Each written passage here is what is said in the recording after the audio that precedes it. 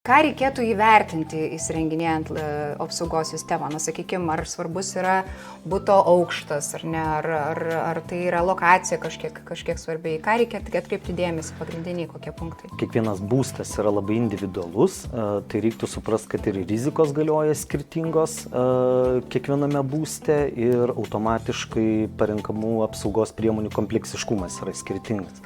Tai jeigu jūs gyvenat, sakykime, 6 aukšte, 9-aukščiame pastate, patekimas per balkoną nėra įmanomas, tai tokio buto apsaugojimui galbūt nereiktų net judesio jutiklio. Galbūt užtektų durų magneto, priešgaisrinio jutiklio, vandens nuotekų jutiklio ir viskas. Jeigu gyvenate name, tuo tarpu, ten rizikos yra visiškai skirtingos, jau nekalbant apie vidaus apsaugojimą, yra išorė, laukas, kiekvienas namas yra individualus, ne visi turi ūkinius pastatus, kai kurie materialinės vertybės kaip žaliapjovė, sniego kasimo įrenginius, brangius grilius laiko tiesiog teritorijai, tai ten jau reikia pagalvoti ne tik apie vaizdo stebėjimo kameras, apie lauko judesio jutiklius arba galbūt viso perimetro namo apsaugojimą.